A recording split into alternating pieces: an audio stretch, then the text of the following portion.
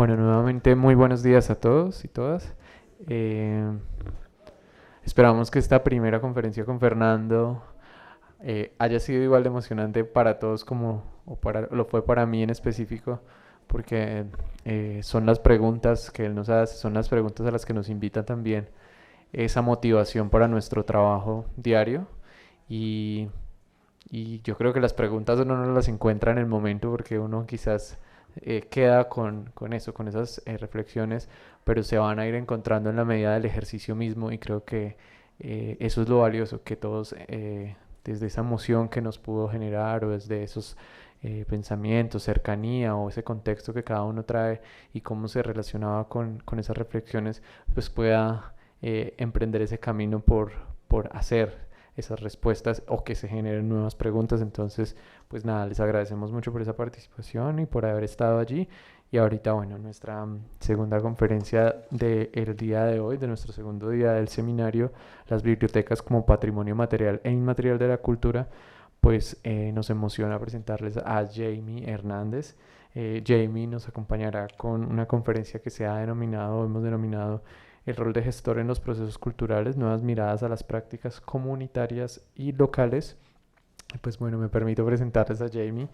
Jamie Esperanza Hernández es bibliotecóloga de la Pontificia Universidad Javeriana, asesora y consultora internacional, con más de 20 años de trayectoria en la gerencia, administración y dirección de proyectos y políticas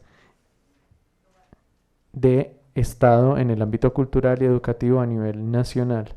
Actualmente se desempeña en el cargo de gerente de lectura, escritura y bibliotecas de CERLAC, que es el Centro Regional para el Fomento del Libro en América Latina y el Caribe, bajo el auspicio de la UNESCO. Entonces, para Jamie, más que bienvenida. Nuevamente, muchas gracias por estar hoy aquí, aceptar esta invitación y a todos, muchas gracias por permanecer.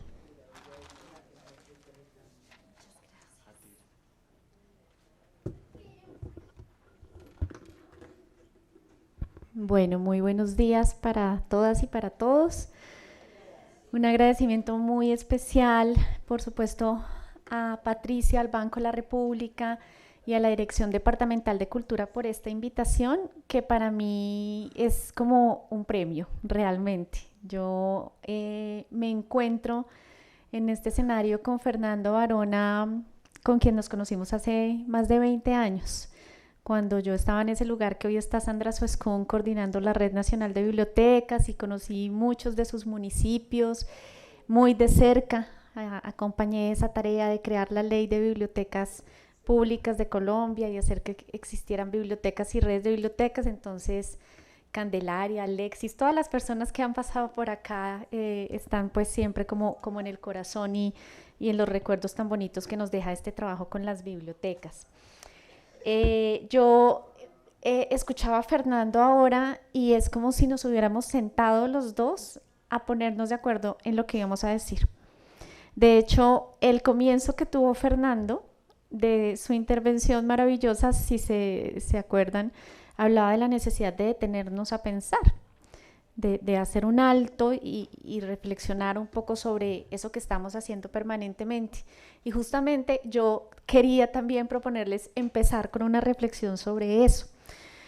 Y una reflexión un poco acogiendo esa propuesta que nos hace Jorge La Rosa, a quien supongo que muchos de ustedes han leído. Si no, se los recomiendo muchísimo para el trabajo que ustedes hacen, es fundamental. Y yo quisiera especialmente recoger un poco esa idea de Fernando y también proponer que este encuentro sea toda una experiencia para ustedes, pero una experiencia en ese sentido que lo plantea Jorge La Rosa. La experiencia, la posibilidad de que algo nos pase o nos acontezca o que algo nos llegue, requiere de un gesto de interrupción. Un gesto que es casi imposible en los tiempos que corren. Requiere pararse a pensar, pararse a mirar, pararse a escuchar, pensar más despacio, mirar más despacio y escuchar más despacio. En mi caso, hablar más despacio también. Demorarse en los detalles, suspender la opinión, suspender el juicio, suspender la voluntad, suspender el automatismo de la acción. ¿Se acuerdan que él nos hablaba del activismo. Cultivar la atención y la delicadeza, abrir los ojos y los oídos, charlar sobre lo que nos pasa, aprender la lentitud, escuchar a los demás, cultivar el arte del encuentro, callar mucho, tener paciencia, darse tiempo y darse espacio. Y me parece que hemos hecho tantos encuentros, tanto hemos hablado de bibliotecas y tanto está dicho y escrito de bellas maneras sobre las bibliotecas, que a veces como que se nos olvida lo que hay en el fondo de todo eso que ya suponemos, sabemos y hemos interiorizado, y que se repite y no nos permite mirar el bosque en su conjunto. Entonces, a mí me invitaron a hablar sobre el rol del gestor cultural, y yo no le quise poner ahí gestor cultural porque no estoy segura que sean tan claras, y ahí me encantaría poderlo debatir con Fernando, que sea tan clara la diferencia entre el rol educativo y cultural de una biblioteca y de nosotros como bibliotecarios, y vamos a ir desarrollándolo ahora más adelante. Pero también hay una palabra que me gusta mucho y que la relaciono mucho hoy en día, y es la capacidad de agencia, la capacidad de agenciar que los bibliotecarios tenemos. Entonces, a mí la palabra agente del desarrollo, agente cultural y educativo, social, pero agente de, es una palabra que me gusta mucho. Por eso creo que hay un interrogante grande allí. Bueno, esperen, es que a mí me toca aquí con el computador y con esto a la vez porque soy un poco ciega. Entonces, quise empezar con esta pregunta. No quiero que hablemos de cuál es el rol del gestor cultural, ni yo se los voy a decir. Yo quiero compartir con ustedes algunas reflexiones para que ustedes mismos piensen en qué están haciendo hoy, qué formación que quisiera, y las reflexiones que quiero compartir con ustedes hablan más de esos desafíos, esos retos, esas realidades, ese mundo convulso que estamos viviendo, desesperanzador hoy en día, y frente a esos contextos que cada uno de ustedes pueda preguntarse, y frente a su contexto particular, ¿cuál debe ser mi rol? Hacer en este momento es compartir algunas reflexiones sobre gestores culturales para incidir en qué es en lo que ustedes quieren incidir, qué es eso que Fernando llamó transformar, qué es lo que queremos transformar desde nuestra gestión cultural. Queremos ser gestores culturales para actuar frente a qué panorama, para cambiar qué y en qué contextos.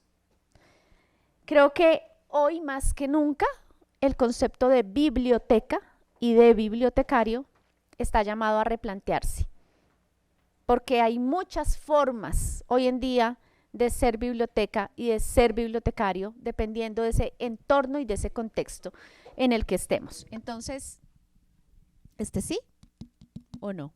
¿O se oye igual? ¿Y este tampoco? ¿Ahora? Sí. Pero está como con interferencia, ¿cierto? Bueno, no somos tantos, no, ¿será que sin micrófono? Porque intentemos saber. Entonces, lo primero que yo quisiera recordar es que de lo que nosotros estamos hablando aquí es de un enfoque de derechos, y de derechos educativos y culturales, y esa tiene que ser nuestra primera premisa fundamental, porque los derechos culturales, como todos ustedes saben y no debemos olvidar nunca, son un pilar fundamental de la Declaración de los Derechos Humanos, ¿sí? Estamos hablando de un asunto de derechos, no de un favor, no de si quiero ir a buscar a las personas que están marginadas, ir a buscar a los migrantes, ir a buscar a las personas que no tienen acceso. No, es que me corresponde porque yo elegí y estoy aquí ejerciendo un servicio público y permitiendo que las personas puedan ejercer cabalmente sus derechos humanos en general, y en particular los derechos culturales. Cuando hablamos de derechos culturales, estamos hablando del derecho a la información, del derecho a la educación, el derecho a la cultura, como lo expresó Antonio Cándido. Una sociedad justa presupone el derecho de los derechos humanos y el disfrute del arte y de la literatura es entonces, como decía Fernando, un derecho inalienable. Entonces tenemos que garantizar desde nuestro rol como gestores, como bibliotecarios, que todas las personas, que nadie se quede excluido de poder disfrutar plenamente todos los derechos humanos. El derecho a la salud, el derecho al trabajo, el derecho a la educación, el derecho a la libertad de expresión, los derechos educativos y los derechos culturales. El derecho a la educación, por supuesto que es algo que nosotros también tenemos que garantizar, y ahí quiero hacerles un interrogante. ¿Cuántos de ustedes están en este momento, levanten la manito, inscritos en una institución de educación formal? Porque están haciendo algún estudio de posgrado, una maestría, de pregrado. ¿Cuántos? ¿Ninguno? Uno, una universidad, una persona. ¿Y el resto no están aprendiendo? ¿No aprenden porque no están en cursos o porque no van a seminarios o porque no aprenden? Ahorita, al subirme al taxi, al coger el transporte público, al ir al centro comercial, aquí, saliendo a tomarnos el café, todas las personas somos sujetos de aprendizaje y aprendemos desde la cuna hasta la tumba. No solamente aprendemos cuando estamos inscritos en un sistema de educación formal, como la escuela o como la universidad, o en un instituto de educación superior haciendo un diplomado o algo así, o cuando nos invitan a un curso o a un seminario como estos. Nosotros aprendemos desde que nacemos hasta que morimos. Y hay un enfoque que es muy importante y es fundamental que ustedes lo incorporen de manera concreta en sus bibliotecas, y es el enfoque de aprendizaje a lo largo de la vida. ¿Cómo le decían a la biblioteca antes? La Universidad del Pueblo, porque es un servicio público donde todas las personas pueden ir y pueden acceder no solamente al conocimiento registrado en las colecciones de las bibliotecas, sino también al conocimiento y al intercambio de saberes con otras personas, pueden hacer procesos de autoformación. Entonces, cuando decimos que la biblioteca pública tiene una labor eminentemente formadora, es porque comprendemos que las personas aprenden a lo largo de la vida, desde la cuna, desde la primera infancia hasta que mueren, ¿sí? Y por esa razón, ni los planes de lectura, ni las políticas públicas de lectura, ni las bibliotecas públicas deben ser solamente para lectores. Y a veces yo siento eso. A veces siento que hay personas, habitantes de calle, siento que hay personas migrantes, siento que hay vendedores ambulantes que no se atreven a entrar a la biblioteca porque creen que ese no es un lugar para ellos, que no son dignos de entrar a ese lugar.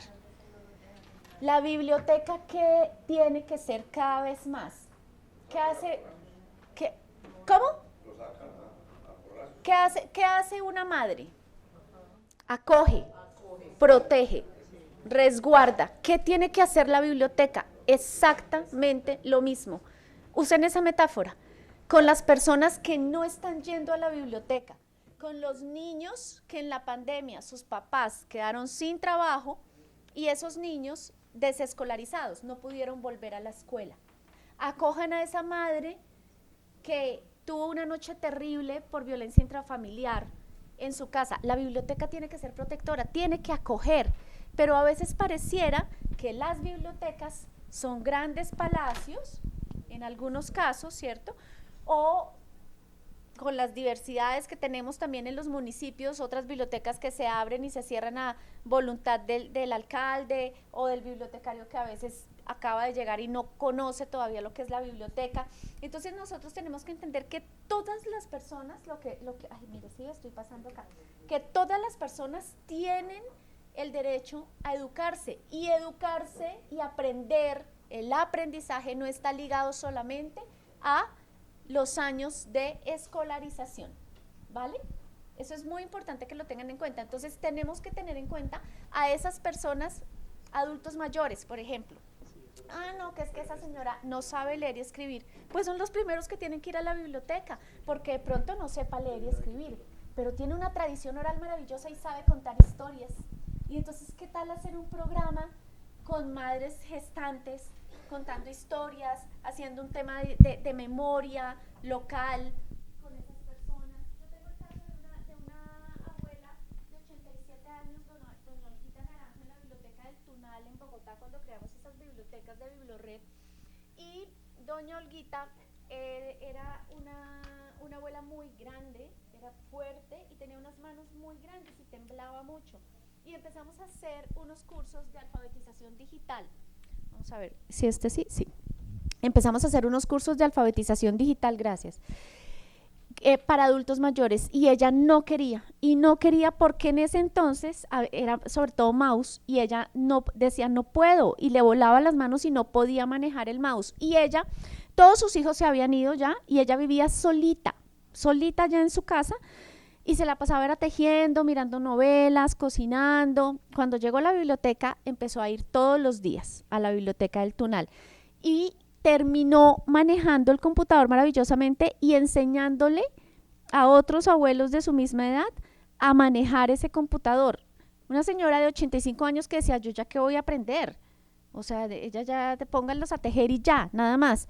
Y terminó siendo tutora de alfabetización digital para otros abuelos de la localidad de Tunjuelito. Entonces, ahí está el ejemplo claro de que en todo momento tenemos capacidad de aprender y que las bibliotecas sí tienen una función muy importante frente a la formación y al aprendizaje a lo largo de la vida, premisa de la UNESCO, desde la cuna hasta la tumba. El derecho a leer y escribir es mucho más, ojo, que la simple habilidad de aprender a decodificar y a manejar el código alfabético. Es el pilar y es la herramienta que nos habilita para participar, para construir nuestra subjetividad, para dialogar con otros. No es un lujo, Emilia Ferreiro, la habrán leído mucho, también muy recomendada para nuestro trabajo. Entonces, el libre desarrollo de la personalidad, el desarrollo cognitivo, el desarrollo del lenguaje. Mire, las personas que no leen y escriben, el ejemplo más básico, de verdad más básico, cuando sus hijos, sus nietos, sus sobrinos vayan a buscar un trabajo y no sepan escribir y tengan mala ortografía, los van a descartar. Cuando se paren frente a un jefe que le pide una tarea y se pongan nerviosos y empiecen a temblarles la voz, le va a ir mal en el trabajo. Cuando tenemos hijos, yo tengo 3 hijos adolescentes, si uno tiene hijos adolescentes y no tiene habilidades comunicativas y no puede comprender lo que ellos están diciendo, no puede comprender lo que su vecino está reclamando y responde de manera reaccionaria, pues va a tener menos posibilidades, conflictos todo el tiempo, no acude al diálogo, al consenso para solucionar los problemas. Entonces es muy importante que entendamos que las habilidades comunicativas son fundamentales y que el derecho a leer y escribir no es solamente el tener derecho a acceder a los libros de la biblioteca, sino estamos hablando de la lectura y la escritura como prácticas sociales. El derecho a la información.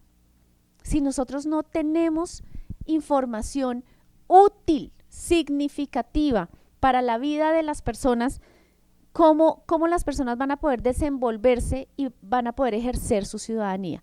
Entonces tenemos, y Fernando lo enfatizó varias veces, sepan por favor qué es lo que esas personas necesitan.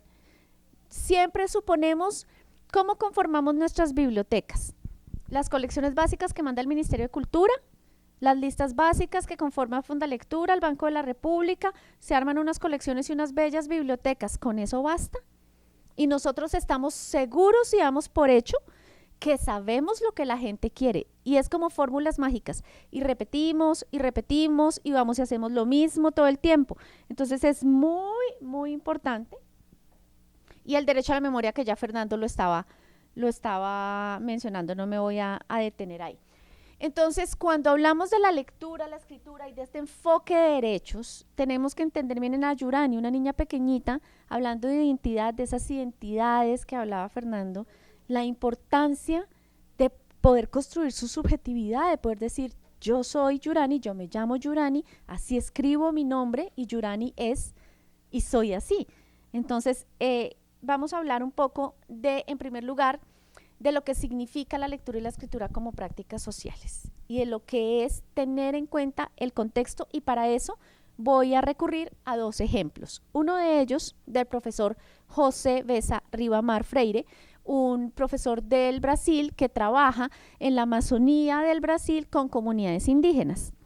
Imagínense que ese profesor ayudó, trabajó en unos procesos de llevar libros a comunidades ribereñas en el Amazonas. Y fueron y entregaron los libros. Y mire lo que cuenta él después. Fui testigo del uso que se les dio a esos libros durante un curso que le di a maestros bilingües en el alto río Tiquié, afluente del Baupés. Llegué a la aldea una semana después del Día del Profesor, que en Brasil se celebra el 15 de octubre. Había una gran cantidad de banderines colgados adornando el patio central.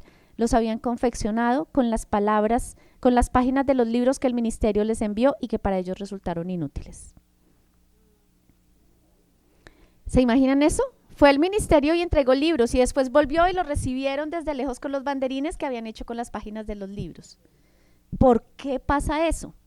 Por la misma razón que yo, que estudié bibliotecología, me gradué de bibliotecología y llevo 30 años trabajando en bibliotecas.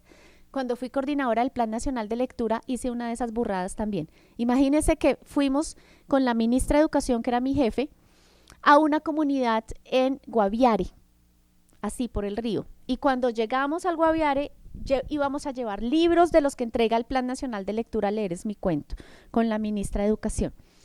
Y era una comunidad indígena completamente. Cogieron los libros, los niños, de verdad, no estoy exagerando, tengo las fotografías, cogían el libro al revés, sacaban el bolsillo de préstamo y no tenían ni idea de eso para qué era y no entendían lo que esos libros decían. Y la ministra se quedó mirándome y me dijo, Jamie, ¿cuántos de los libros que estás entregando acá están escritos en la lengua propia de ellos? Ninguno, ministra, fue mi respuesta. Esa es la maravilla de cuando hacemos políticas públicas desde el escritorio. Pero son aprendizajes, porque es que lo que yo soy hoy en día como bibliotecóloga, 20% me lo enseñó la universidad, pero el resto me lo enseñó la vida. Y me lo enseñó a escuchar, callarme, entender, mirar lo que nos dice la Rosa, pausadamente, evaluar los detalles. Y gracias a esa experiencia se creó el proyecto Territorios Narrados del Ministerio de Educación, que es un proyecto que ya lleva más de 36 libros en 36 lenguas nativas diferentes y que hemos hecho en el marco de ejercicios de escritura en comunidades indígenas y escritos en versión bilingüe. Es la misma experiencia, lo que me pasó a mí es la misma experiencia que le pasó al profesor José Bessa. ¿Por qué? Porque no hacemos ese llamado, no aplicamos eso que nos llamaba Fernando, y es analicemos, miremos qué es y no supongamos que lo que les sirve a los estudiantes, a los jóvenes, a las familias que están aquí en Ibagué es lo mismo que les sirve a las personas que están en Coello, que están en el Guamo, que están en Alvarado, que están en otras regiones del departamento, en otros lugares. No lo supongamos, porque nosotros creemos que sí y vamos y repetimos, no, llevamos estos libros, que es que este me funciona perfecto acá. Puede que sí, pero puede que no. Entonces es muy importante que hagamos ese alto. Otra experiencia, esa ilustración de, mire, no se los estaba proyectando, ¿se da cuenta? Esta ilustración es de un libro que se llama Quiere ese perro. No sé si lo han visto, lo pueden tener en sus bibliotecas seguramente. Hace poco, en un encuentro de maestros, escuché una anécdota muy divertida que me ha puesto a pensar en los muchos años que he dedicado a la educación. Me decía mi interlocutor que en una universidad muy prestigiosa se programó una conferencia magistral de un experto en neurociencias y desarrollo del aprendizaje. Puntualmente, se presentó el profesor ante un muy nutrido público de académicos y estudiantes y comenzó diciendo con gran certeza que en los últimos 3 años le había enseñado a hablar a su perro. Después de un silencio expectante, añadió, también le enseñé a hablar en inglés. El silencio y las miradas de intriga entre los asistentes se repitieron. De inmediato, antes de que nadie dijera nada, se adelantó a decir que además el profesor tenía al perro allí mismo y que si querían verlo. Ante los gestos de afirmación de algunos asistentes, fue al vestíbulo del auditorio y trajo un perrito blanco muy bonito. Lo puso sobre la mesa del escenario y esperó. Naturalmente, el perro se contentó con estar allí. Finalmente alguien se atrevió a decir, ¿no dijo que el perro hablaba? El catedrático entonces dijo, les he dicho que en los últimos 3 años les he enseñado a hablar, pero nunca dije que hubiera aprendido. Es exactamente lo mismo, eso lo dijo el profe Pacho Cajiao. también un gran referente en la educación colombiana. Es exactamente lo mismo, o sea, uno supone que lo que está dando es lo que las personas necesitan. Y ya que Fernando habló de algo que es muy importante y es esos lineamientos de la UNESCO y de la IFLA frente a las bibliotecas, a mí me encanta que el Banco de la República y que Fernando, que dirige todo este sistema, con quien hace 20 años hacíamos bibliotecas con los lineamientos del Ministerio de Cultura y del Banco de 2.300 libros, no sé cuántos metros cuadrados, tantos puestos de lectura, hoy estemos los dos coincidiendo, diciendo, eso ya no es, hay unos lineamientos que son importantes y el espacio importa, pero no es por ahí por donde se define una biblioteca. No es por si cumple o no cumple con esa cantidad de metros cuadrados, y es un aprendizaje que afortunadamente hemos ido teniendo, que es muy importante. Entonces, cuando nosotros hablamos de la lectura y la escritura como prácticas sociales, estamos hablando justamente de que el acceso a la cultura escrita no se reduce solamente al conocimiento de esos textos que ponemos allí a una biblioteca, sino que son prácticas que son muy complejas y que están situadas en un contexto y en un tiempo específicos. ¿Para qué usamos hoy en día la lectura y la escritura? Es diferente a cómo se usaba la lectura y la escritura hace 50 años. Hay un concepto de ciudadanía que se ha ido desarrollando a lo largo de esta historia un poco de la educación en el mundo, y que justamente tiene que ver con que la posibilidad de usar el lenguaje para llegar a consensos, el origen del aprendizaje a lo largo de la vida incluso, se da en ese contexto bélico. No sé si han leído esa frase de la UNESCO que dice como que en la mente de los hombres, ¿se acuerdan? Que es en la mente de los hombres que hay que cultivar la paz, la información para combatir las guerras. Es en ese contexto bélico, hace 50 años, nace todo este proceso de aprendizaje a lo largo de la vida, porque se cree que la educación hace que las personas puedan construir un mundo en paz, un mundo más democrático en el que todas las personas pueden participar, compartir. Entonces, otro ejemplo, cuando intentábamos desde el Ministerio de Cultura hacer libros con las comunidades del Pacífico colombiano, en el Chocó, ellos nos dijeron, a nosotros no nos traigan libros, a nosotros enséñenos a hacer blogs en internet. Adivinen para qué. Para hacer denuncia pública ante organismos supranacionales de cooperación internacional sobre lo que estaba pasando con la explotación minera en el Chocó y los enfrentamientos y el conflicto armado que se estaba viendo en el Chocó. Entonces, la escritura y la información tenían una función y una particularidad, y es que la querían usar para hacer denuncia pública y para exigir sus derechos. Si una persona, hay una película, Los Reyes del Mundo, ¿la vieron? Se las recomiendo. Está en Netflix, véanla. Fue premiada y todo con actores naturales de aquí en Medellín. Y eso me hacía pensar en esto que estamos hablando.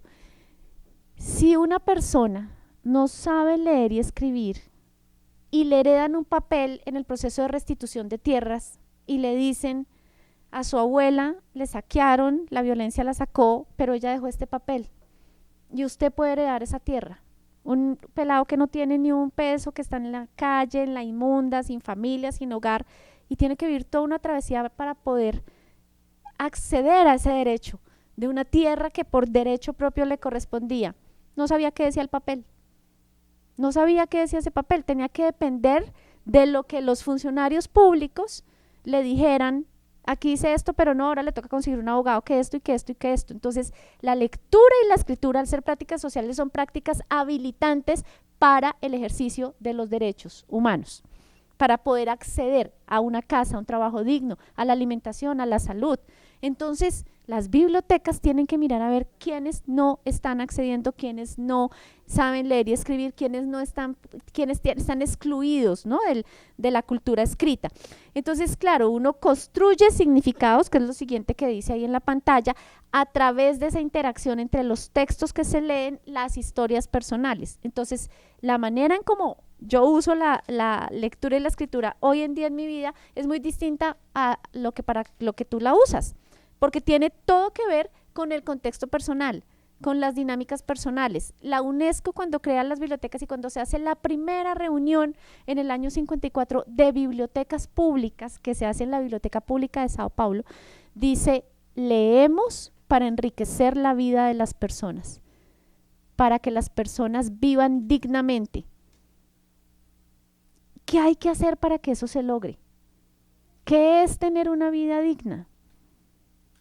No basta con abrir y cerrar las puertas de la biblioteca. No basta con eso. O sea, ustedes pueden brindarle todo el placer estético del mundo a una persona en una hora del cuento que hacen aquí en la biblioteca de Ariochandía. Pero cuando esa persona sale de la biblioteca, el infierno al que vive, se le hace olvidar lo que vivió aquí en la biblioteca. Y es maravilloso que la biblioteca, pero deberíamos ir más allá. Es maravilloso que la biblioteca le permita esa abstracción, ¿cierto? Como olvidarse y distanciarse, pero deberíamos ir un poco más allá de lo que hemos ido. Y es que cuando esas personas salga de acá, tenga la posibilidad de ser dueña de su destino, de su vida, y tenga herramientas para ir a buscar un mejor trabajo, para solucionar el conflicto que tiene con su pareja en su casa, para solucionar el problema económico en el que está metido. Eso debería ser la biblioteca, empoderar a las personas a través del uso del lenguaje, de la palabra, del conocimiento de sus derechos. ¿Cuántos de ustedes están trabajando con personas migrantes? Levanten la mano. ¿Solamente 2? Muy grave, rajaos todos. Porque la crisis, mire, ¿no hay migrantes?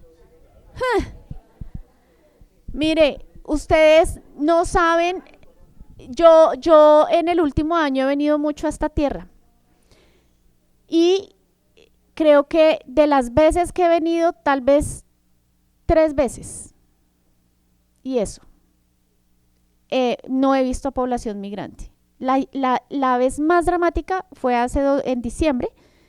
Vine y estaba pasando el peaje del Guamo para venir para acá, y había un trancón y estaban todos escondidos en un matorral esperando que pasara una tractomula para subirse a todo, pero esto era una cosa con bebés de brazos, lloviendo. Por Dios, a uno le tiene que doler eso. ¿Ustedes saben esos niños cuántos días o cuántas horas llevan sin comer bajo el sol, escondidos? El miedo que esos niños sienten cuando su papá lo coge corriendo para que se suba.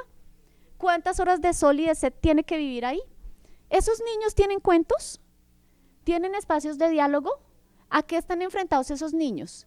Ese niño que no está yendo a la escuela porque su papá es un migrante venezolano, ya en su adultez va a tener muchas menos posibilidades de tener una vida digna, de conseguir un buen trabajo, de ganar un buen sueldo. Y eso que estoy hablando solamente de los venezolanos, porque es que migrantes no son solamente los venezolanos. Entonces, por favor, las primeras personas que tenemos que atender en nuestras bibliotecas, y no solamente abriendo y cerrando, hagamos un estudio. ¿Cuáles son las necesidades que esas personas tienen de información? ¿Qué información necesitan ellos? Mire, ¿en dónde puedo ir por el auxilio, por el subsidio de no sé qué? Solo eso. ¿Cómo hago para esto? O sea, todo ese tipo de información, ¿qué es? Información, eso no es Ibardacol, eso no, estamos hablando de información útil, práctica y significativa para dignificar la vida de las personas. Y esas son las transformaciones de las que estaba hablando Fernando ahorita. No es solamente abrir y cerrar la puerta.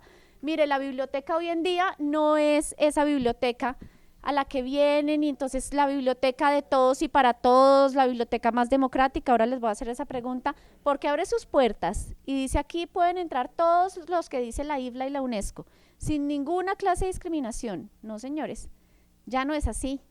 Ahora es la biblioteca la que tiene que ir allá.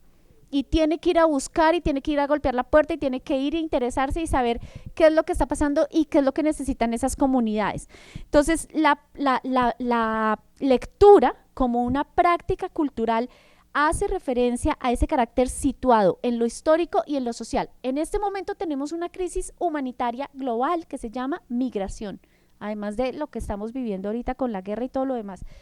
y eso es una realidad que nosotros desde las bibliotecas también tenemos que afrontar. O quien dijo que la sostenibilidad ambiental, la pobreza, la salud, todo esto no es un asunto que le toque a la biblioteca.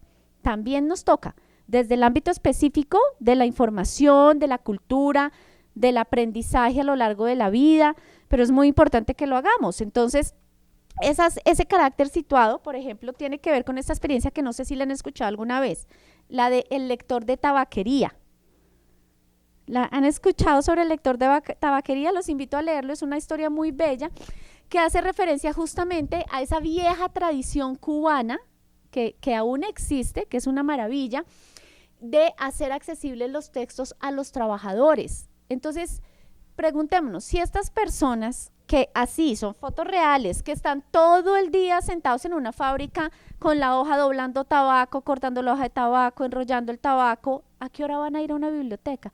¿A qué hora van a acceder? Entonces, y seguramente salen y van a la biblioteca y la biblioteca ya cerró, porque la biblioteca comete el error de tener las puertas abiertas en el mismo horario laboral en el que las personas están trabajando. Entonces, cuando uno tiene tiempo libre, la biblioteca cierra. Imagínense.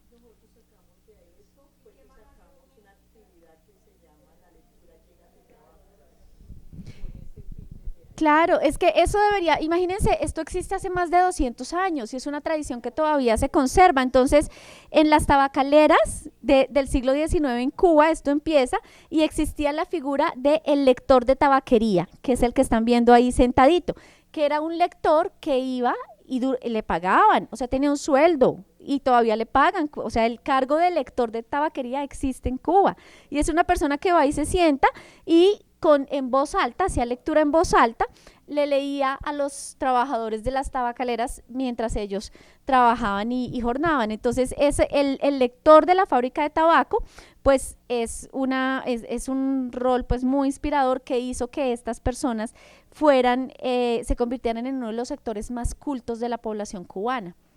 Imagínense, y además eso lo cuidan así, es muy difícil y yo trabajo muy cerca a Cuba porque ahora en mi rol en el CERLAL pues tengo que viajar mucho a otros países y eso, y tuve la posibilidad de ir a visitar una tabaquera, una fábrica de tabaco y conocer esta experiencia en febrero y es maravilloso porque llega la señorita con una entonación maravillosa, se sienta acá así con él y empieza a leer y lee de todo, o sea, lee poema, lee noticias, lee hasta chismes. En el barrio de no sé qué, doña Juanita se enfrentó con don no sé quién, no sé qué. Y cuando la lectora lee algo que a ellos les gusta, ellos empiezan a aplaudir con la hoja con la que doblan el tabaco sobre la mesa. ¿El qué? Sí, existe. El lector de tabaquería lo paga el gobierno. Lo paga, y en todas las fábricas de tabaco está. Dime. ¿El qué, perdón?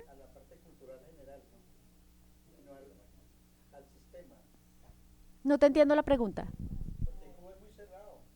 Claro, o sea, sabemos que Cuba tiene unos problemas muy grandes por el bloqueo, pero ojalá algún día pudieran ir a La Habana y sentarse con los compañeros bibliotecarios cubanos. Es impresionante el trabajo que hacen. Por el bloqueo ellos no pueden disfrutar de los libros maravillosos que tenemos acá en estas bibliotecas, porque es muy costoso y muy difícil llevar libros porque las personas no pueden comprar esos libros. Entonces, pues la industria editorial es una industria editorial muy cerrada, pero hay ejércitos de personas, editores, creadores, autores, poetas haciendo cosas maravillosas en las bibliotecas. O sea, realmente, y tienen tan claro con decirles que ahorita en febrero hicimos un taller de cartografía social. Y el mayor problema que tienen las bibliotecas cubanas es, número 1, de infraestructura, número 2, de libros. Ellos no tienen muchos libros con esa calidad estética, tapadura, lindos para leer con la primera infancia, eso no lo tienen. Cuando hacemos el taller de cartografía social y les preguntamos a los bibliotecarios cuál es la necesidad primaria, la más urgente que tienen las bibliotecas, pues uno que esperaría que respondan, libros. ¿Saben qué dijeron los bibliotecarios como resultado de ese taller? Que cuál iba a ser el proyecto inmediato en el que iban a trabajar, en desarrollar servicios de información local en las bibliotecas para que las personas pudieran hacer dos cosas. 1, conocer los horarios de las rutas de los buses para que pudieran movilizarse porque duran 4 horas caminando hasta sus casas, porque hay una crisis de transporte público. Y 2, saber en qué cajeros hay plata, porque hay plata en los bancos pero no la pueden sacar, porque inventaron un nuevo sistema económico allí y entonces hay una crisis de liquidez y bueno, entonces, ¿se dan cuenta? Es una realidad social que está viviendo la sociedad cubana en La Habana, y los bibliotecarios de La Habana dicen, esto es lo que tenemos que hacer. Las bibliotecas, una persona que esté en La Habana tiene que poder ir a la biblioteca provincial de allá de La Villena en La Habana a poder saber en qué cajero más cercano puedo ir a sacar plata para comprarle mercado y llevar mercado para mi casa, o cómo puedo hacer para el transporte público. Pero no vamos a entrar en detalle de esto porque esto es o sea, ahí están todas las subjetividades de por medio.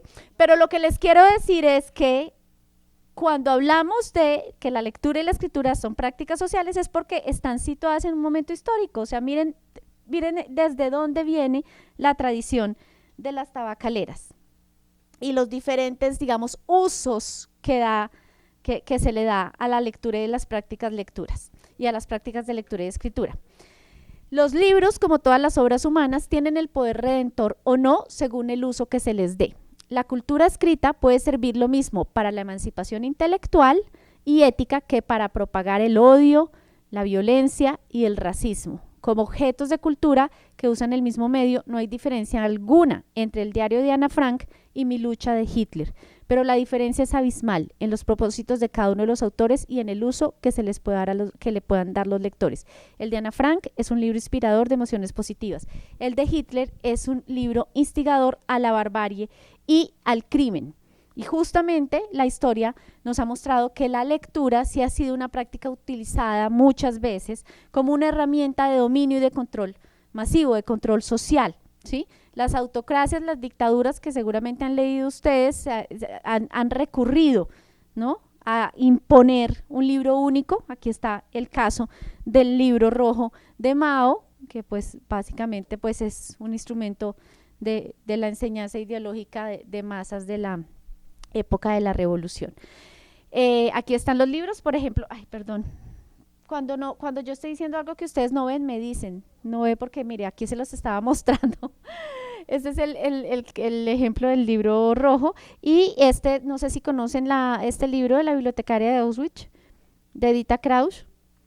Ok, Dita era la bibliotecaria en el campo de concentración y ella atesoraba y arriesgaba su vida para resguardar una biblioteca en el campo de concentración de Auschwitz, pero era una biblioteca de tan solo 9 libritos que tenía allá, y con esos 9, eso era el oasis en medio de lo que significaba esa tragedia que se vivía allí en los campos de concentración. Entonces, efectivamente, la lectura y la escritura han servido durante mucho tiempo como objetos de emancipación, como objetos que permiten un poco aislarse y resignificar esas experiencias negativas de dolor, de ausencia, de miedo que se viven en diferentes contextos. Sin embargo, las bibliotecas durante muchos años se han limitado solamente a esos cánones que muchas veces resultan muy ajenos a los lectores. Si ustedes ven la imagen tan significativa que hay acá, pues es simbólica, ¿no? Esta cantidad de autores, importantísimos todos, pero ¿qué tanto de eso es cercano a la vida de la gente? En donde están los conocimientos propios, las manifestaciones de las lenguas, las culturas, ¿dónde está eso presente en las bibliotecas? Por ejemplo, los conocimientos ancestrales, la forma de escritura en los tejidos de las comunidades indígenas, lo que nos dicen los diferentes tejidos, esos conocimientos propios están presentes en nuestras bibliotecas. En algunas sí, porque hemos avanzado en el reconocimiento de la diversidad y la importancia de promover la interculturalidad, de reconocer el valor que tiene el aprendizaje y la difusión de las lenguas propias. Pero en ese caso, por ejemplo, miren lo que nos dice Hugo Jamioy. ¿Conocen a Hugo? Sí. Hugo Jamioy Guajibioy, poeta Camcha, uno de los oralitores colombianos, que fue premio Casa de las Américas. Hugo dice, pónganle atención, en una asamblea del pueblo Camcha, en la que participaron taitas, abuelas y abuelos sabedores, profesionales indígenas y comunidad en general a la que pertenezco, se presentó la reflexión en torno a quién es analfabeto. Como si estuviéramos preparados para una única respuesta, todos respondimos que analfabeto es aquel que no sabe leer y escribir. Y acorde a la actualidad global que nos lleva por un solo camino, agregamos que quien no sabe hablar inglés y no maneja un computador e internet también es analfabeto. Después de un largo silencio en el que todo parecía claro y concluido, se escuchó una voz firme en el idioma antiguo de nuestro pueblo que, si mal no recuerdo, simplemente decía: y los que no saben leer la naturaleza, los que no saben leer el mensaje del viento, los que no saben leer la luna para la siembra y los que no saben leer las nubes, los que no saben leer el canto de los pájaros que anuncian visita, que anuncian la vida y la muerte, los que no saben leer el agua, los que no saben leer los que no saben lo que yo sé, lo que mi abuelo me enseñó. Entonces, ¿ellos qué son?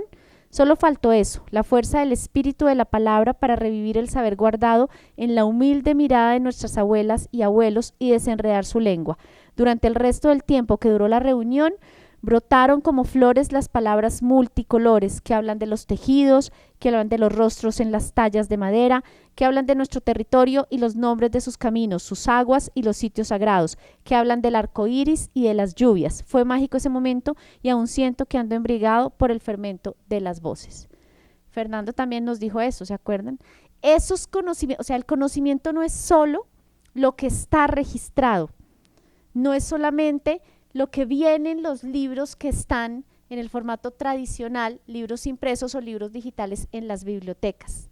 El conocimiento está presente en todas partes y nosotros tenemos que tener esa capacidad de agenciar o de gestionar esos conocimientos que están circulando, que son los que enriquecen la vida en comunidad, los conocimientos que cada uno de nosotros tenemos. Yo les aseguro que si nosotros abriéramos en este momento una tertulia, en este momento, en la que cada uno de ustedes empezara a hablar de quién es, de sus historias personales, de sus aprendizajes, de cómo lo ha transformado la vida como ser humano, aprenderíamos y saldríamos de aquí mucho más enriquecidos que irse uno solo una hora aquí al lado a la sala de lectura. Porque ¿han escuchado el concepto de bibliotecas humanas? Ahorita lo vamos a ver. Ahorita lo vamos a ver y ahí está justamente. Entonces, cuando nosotros hablamos de gestión cultural, de hacer gestión cultural, de políticas culturales, aquí es muy importante seguir esa recomendación de Jesús Martín Barbero y de Gemma Luc en el libro Lectura y Desarrollo del CERLAL. Lo pueden descargar de la página web del CERLAL, un libro importantísimo que todos los que trabajamos en el campo de la gestión cultural deberíamos leer, y específicamente en el campo de la lectura, Lectura y Desarrollo, de Jesús Martín Barbero y Gemma Luc.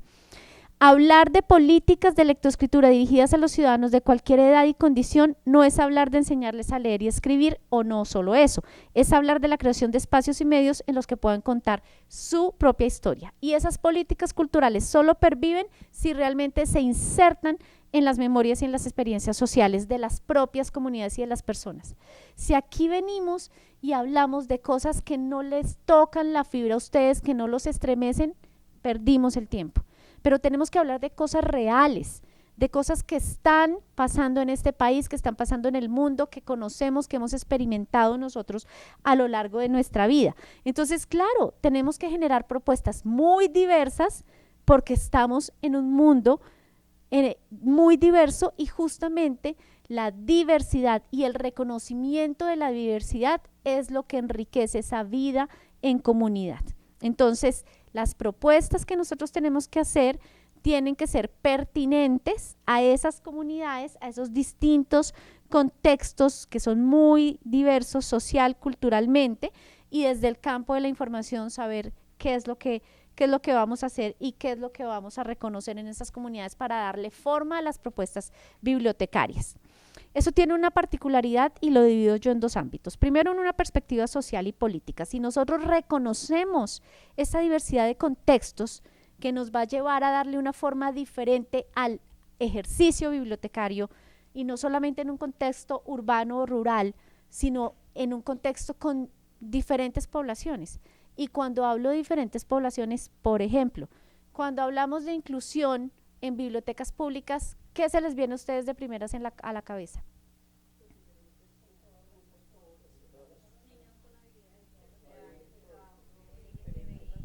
Exactamente. Resulta que en Colombia, durante muchos años, cuando uno hablaba de inclusión en bibliotecas públicas, de lo único que hablaban los bibliotecarios era del diccionario del INSOR y de los libros en braille. o los audiolibros. Entonces la inclusión estaba casi que relacionada única y exclusivamente con la discapacidad sensorial, con las personas ciegas o con baja visión o con problemas auditivos, pero cuando asumimos una noción mucho más amplia de la inclusión, entendemos qué es eso de que las bibliotecas públicas son de todos y para todos.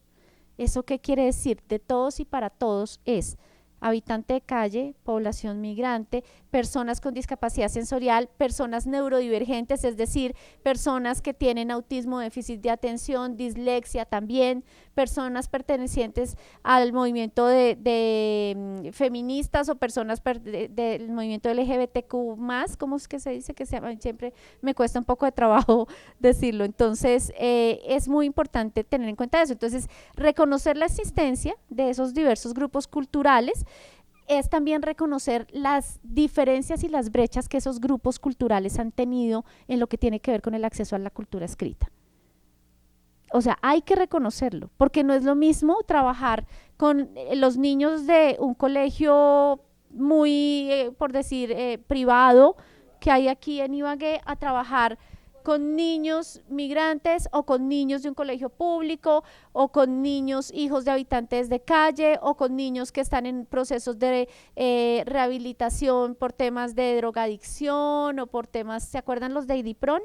Que trabajaban, sí, aquí existió IDIPRON, no sé, pero que trabajaba con jóvenes que habían sido delincuentes y habitantes de calle y esto. Entonces es lo mismo. Entonces es entender que la biblioteca pública, ojo, como institución de carácter, repito, educativo y cultural, tiene una responsabilidad fundamental frente al proyecto político del país que queremos construir. No es ajena, ¿sí? Tiene que inmiscuirse directamente, y sin a nosotros el Ministerio de Cultura, que es el que dicta los lineamientos para las bibliotecas públicas en este momento, está hablando de la importancia de la diversidad poblacional, está hablando de la importancia de reconocer lo étnico, de incorporarlo, está hablando de la importancia de trabajar con procesos de educación popular también y de construcción y movimientos populares. Eso tenemos que hacer también nuestras bibliotecas, porque hay un proyecto político de país que se está construyendo en este momento, así como lo había en el anterior gobierno, como lo habrá en el siguiente gobierno. Entonces, la biblioteca pública, siempre, independiente a la corriente de gobierno a la que pertenezca, tiene esta misión, porque es una entidad formadora, educativa y cultural, y tiene que preocuparse, porque todas las personas, sin excepción alguna, empezando por los menos favorecidos, por las personas que están excluidas, frente a las cuales hay unas brechas históricas, tenemos que trabajar. Entonces, cuando nosotros decimos, pero ¿por qué si hacemos lo que hacemos incluyendo a estas personas es excluyendo a los otros? Sino es que porque históricamente han estado marginados. Entonces yo tengo que hacer acciones urgentes y diferenciadas para ir cerrando lo que pasa un poco con las mujeres. Vamos a tardar más de 217 años para lograr que haya una igualdad, una equidad salarial entre hombres y mujeres. Pues claro que ahí tenemos que ponernos las pilas y acelerar las acciones para lograr esa equidad, que es lo mismo que pasa con las personas, las brechas educativas, los niños que salieron de la pandemia, todas esas afectaciones, hay que empezar por ellos. Son los primeros que tenemos que nosotros voltear a mirar.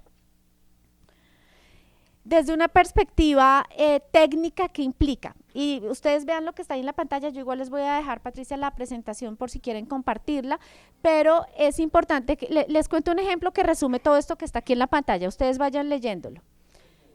Cuando nosotros desde el Ministerio de Cultura empezamos a crear bibliotecas en contextos indígenas, ¿se acuerdan el DUI? El sistema de clasificación y la clave de autor para los de literatura, los libros como están forrados y catalogados, todos los libros de las bibliotecas universalmente. Cuando se los enviamos a la comunidad de Los Pastos en Nariño, ellos cogieron esos libritos tan lindos forraditos por Fundalectura y todo lo que habíamos hecho, le quitaron todos esos códigos y le otorgaron un nuevo código de clasificación y crearon un sistema de clasificación propio, acorde a su cosmovisión y a su sistema de conocimiento propio. O sea, eso es una enseñanza para la disciplina bibliotecológica, para quienes trabajamos y estudiamos en este campo. Es lo mismo, no podemos creer que esta misma manera de cómo entendemos el universo y cómo entendemos el conocimiento y como nos enseñó el señor Don Dewey del 0 al 999 es la misma que le va a aplicar a los indígenas de la Sierra Nevada, a los indígenas de otro lado no es lo mismo. Entonces, cuando el reconocimiento de esas poblaciones hace que incluso en lo técnico, en los aspectos puramente técnicos que mencionaba Fernando, la conformación de las colecciones, los espacios, si yo reconozco, volteo a mirar, miro con detalle, como lo dice Jorge La Rosa, a esas comunidades, yo voy a entender cómo tiene que ser mi biblioteca. Y voy a entender, por ejemplo, miren una biblioteca que se llama La Tabacalera, no una fábrica de tabaco, era una fábrica de tabaco, pero se llama Biblioteca Tabacalera, de una bibliotecaria que se llama Asunta. Yo te mando el para que la puedan compartir. Me interesa que la miren porque ella creó esa biblioteca con una premisa y es, si cuando salimos de esta biblioteca y vamos a cruzar la calle, yo estoy parada para cruzar la calle, estoy al lado de un adulto mayor, estoy al lado de un niño, estoy al lado de un migrante, estoy al lado de un policía, estoy al lado de un músico, ¿por qué si en la calle y en el universo no hay esa división, por qué en la biblioteca tiene que haberla? Si yo estoy preparando personas que puedan ir, convivir, relacionarse y sean capaces de, si se le paró aquí al lado un habitante de calle, hablar con el habitante de la calle y saber cómo comunicarse. Si se me para aquí una persona que está en una silla de ruedas, tengo que saber cómo actuar con esa silla de ruedas. Porque si en la calle, en el mundo, no están esas divisiones, porque en la biblioteca los adultos mayores están acá, los niños están acá, los que tocan instrumentos están acá, los que estudian en la universidad y son investigadores están acá. No quiero decir con esto que no tenga que haber espacios, pero es un concepto interesante también que invita a pensar que efectivamente sí es posible dimensionar bibliotecas diferentes, acordes a las necesidades o a lo que hay en un territorio particularmente, ¿sí? O sea, la biblioteca puede tomar muchas formas dependiendo del contexto en el que esté. El asunto de la oralidad. ¿Quién quiere leer este texto? Dale. El asunto de la oralidad. Nosotras y nosotras hemos contado con una biblioteca viva, como son nuestros abuelos y abuelas, que han servido para que hoy en día nosotros y nosotras tengamos en esa memoria viva ese conocimiento de la información ancestral por medio de la transmisión oral. Pero creemos que es importante tener un medio también de transformación escrita, porque nosotros sabemos que cuando la información se escribe, perdura en el tiempo, y ahorita estamos teniendo una escasez de abuelos y abuelas. Esos abuelos y abuelas que tradicionalmente nos contaban nuestra historia, están dejando de existir. Entonces sería importante guardar esa información que tenemos para que las generaciones venideras cuenten con la herramienta para informarse de nuestra historia local, de nuestra historia negra, porque así creemos y queremos nosotros que se mantenga como una historia negra. Sería importante tener información de medicina tradicional, la que escribimos nosotros, la información de los músicos, de la religiosidad, de los cuentos, mitos y leyendas, los escritores negros, nuestra forma propia, nuestra forma rupia de producir, nuestra forma de vernácula de hablar, de la interacción con la naturaleza y de todo lo que tiene que ver con nuestra idiosincrasia. Manuel Pérez, miembro de los consejos comunitarios de San Basilio de Palenque. ¿No les parece maravilloso eso que nos está diciendo Manuel? Él es historiador, ojalá lo pueden encontrar en YouTube, tiene varias como entrevistas y cosas así. Manuel Pérez es historiador nada más y nada menos de la comunidad de San Basilio de Palenque, y fíjense lo que nos está diciendo él ahí. O sea, todas las comunidades y todos los pueblos deberían tener esa posibilidad de recoger toda esa tradición oral, todo ese conocimiento que no está escrito. La historia acá del Magdalena, todo lo que no está en los libros, y ponerlo en diálogo con esos otros conocimientos que tradicionalmente han estado presentes en nuestras bibliotecas. Bueno, hasta ahí el asunto de la lectura y la escritura como prácticas sociales. Otra gran prioridad frente a la cual tenemos que preguntarnos entonces cuál es nuestro rol y cómo trabajar ese rol es frente a lo que tiene que ver con la literatura como un medio para nombrar, expresar y promover procesos de resiliencia. Ese libro lo conoce. ¿Cómo se llama? Ahora no, Bernardo, de David McKee. El pobre Bernardo. Claro, y lo pongo acá porque la literatura ha habido un reconocimiento muy importante, y de esto seguramente mañana van a hablar más con las personas que son especialistas en este tema de literatura infantil y juvenil. Ha habido un reconocimiento muy importante desde finales de los años 80 de la literatura para niños como un campo para poder trabajar las emociones. Esos temas que durante muchos años fueron un tabú y casi que se le escondían a los niños, y por eso somos una generación con tantos problemas, que no sabe enfrentar el miedo, que no sabe enfrentar el dolor, que no sabe enfrentar los problemas, la depresión, ¿sí? Porque habían unos temas, se murió el abuelo, se separaron los padres, la mascota, me quedé sin trabajo, como que cuiden a los niños y sobreprotégelos porque ellos no pueden saber de esto. Hoy en día es diferente. Hoy en día, desde pequeños, uno puede acudir a la literatura para poder encontrar maneras en las cuales transmitir ciertas situaciones, encontrar palabras, las frases adecuadas, los modos adecuados, los momentos adecuados para poder abordar y poder tratar esos temas que son difíciles. Esa idealización de la infancia quedó atrás y da paso a una literatura en la que empiezan a surgir muchos libros que están en sus bibliotecas, con seguridad los conocen, y que no le crean al libro que dice cómo trabajar las emociones. Vayan a Ahora no, Bernardo, que no dice por ningún lado eso. ¿Cómo prestarle atención a sus hijos? Vayan Ahora no, Bernardo, no vayan al libro. Es muy importante, no esos mensajes que tratan a los niños con descendencia y con mensajes moralizantes, esos no. Entonces Irene, Ibar Dacol, ¿qué dice el cosito? Yolanda Reyes, varios autores que empezaron a escribir y a abordar contenidos muy importantes que han sido claves para también el desarrollo socioemocional y la educación socioemocional. Evelio Cabrejo dice algo muy bonito y dice que la literatura es el pulmón de la psiquis, en tanto que la deja respirar de otra manera. Es muy lindo. Entonces hay muchos libros, a mí, me gusta mucho por eso lo pongo de primera, seguramente lo tienen también, las piezas del rompecabezas de esta familia y esta hermanita que sabe que va a recibir un hermanito que viene con parálisis y lo que significa esto para toda esta familia. Y bueno, aquí pongo simplemente varios ejemplos de libros que justamente están en sus bibliotecas, libros sobre desplazamiento, libros sobre migrantes, que bueno, ustedes, Irene Vasco con Mambrú perdió la guerra, el de Yolanda, El árbol triste, de Triunfo, Arciniegas también.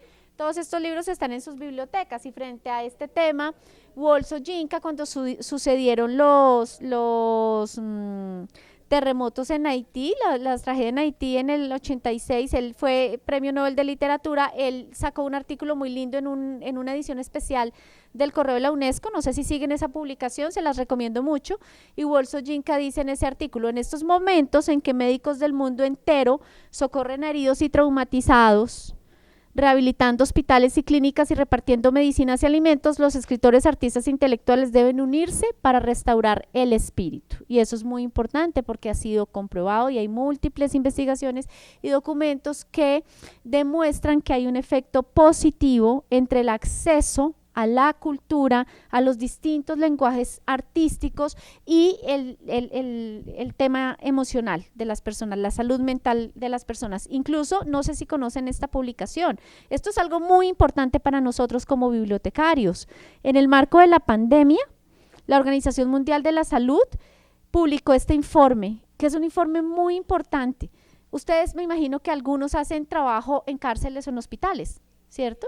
Y eso lo hacemos porque hemos visto que otros lo hacen y hemos visto lo que sucede allí. Pero qué mejor cuando hay evidencia científica que sustenta un trabajo de esa naturaleza. Hay un cambio de gobierno. Yo ya puedo decir, mire, la Organización Mundial de la Salud en el informe hizo, a partir de un estudio de más de 900 publicaciones científicas, demostró la relación positiva que hay entre el acercamiento a la literatura, a la escritura, a la lectura, a la asistencia a festivales literarios, asistir a museos, a galerías, a música, a conciertos, y el desarrollo socioemocional y la salud mental de las personas. Eso pasó y pasó sobre todo en la pandemia, que ustedes saben que se exacerbaron a nivel global los problemas de salud mental. En esa misma investigación, por ejemplo, hay muchos datos como este que está aquí, que dice que que les dije que me digan cuando no les esté mostrando en la pantalla. Estas ya las pueden encontrar en internet. Si puede el arte cambiar el mundo, es un documento muy lindo, además que tiene experiencias concretas de cómo se generan transformaciones, y esta es la investigación de la Organización Mundial de la Salud, y en esa se dice que los niños a los que los padres les leen historias antes de dormir tienen un tiempo de sueño más largo y mejor concentración en la escuela. Entonces no solamente como pierden el miedo y pueden dormir mejor, no, sino que sus resultados académicos, está comprobado, así como está comprobado que los niños que a lo largo de su vida académica, de su trayectoria escolar, cuentan con materiales de lectura de calidad, tienen mejores resultados académicos que los niños que no tienen esa posibilidad. Entonces, cuando nosotros hablamos de que la literatura, que es una de las materias primas fundamentales con las que ustedes trabajan en sus bibliotecas, tiene la posibilidad de hacernos más humanos, de hacernos más sensibles, de ayudarnos a comprender mejor nuestras realidades, créanme que no es carreta. Hay evidencia de que así es. Miren este texto que está en pantalla. No sé si ustedes alcanzan a leer algunos de los textos que están ahí y algunas de las ilustraciones que están acá. Estos son textos míos, de niños y jóvenes con los que yo trabajé en varias regiones de Colombia, en pleno conflicto armado, en talleres de escritura. Y yo nunca les dije a ellos, venga, escriban sobre el conflicto, escriba sobre la tragedia, escriba sobre la masacre, escriba sobre la incursión guerrillera que hubo allí. No, eran ejercicios libres de escritura, y esto es lo que los niños tienen que contar. Esto es lo que los niños tienen adentro y que reflejan no solamente en letras, sino miren las imágenes, esto es lo que ellos están contando. Resguardo indígena de la comunidad Hunan en el Chocó. ¿Qué hay ahí?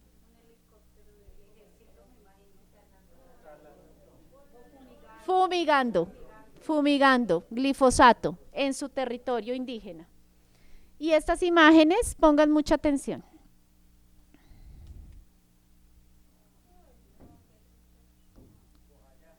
No, El Salado, en el municipio del Carmen de Bolívar. ¿Leyeron un artículo que se llama La Fiesta de Sangre? Léanlo. Es una de las tragedias más grandes que ha habido en nuestro país. Así quedó como está acá, así quedó convertido El Salado en un pueblo fantasma.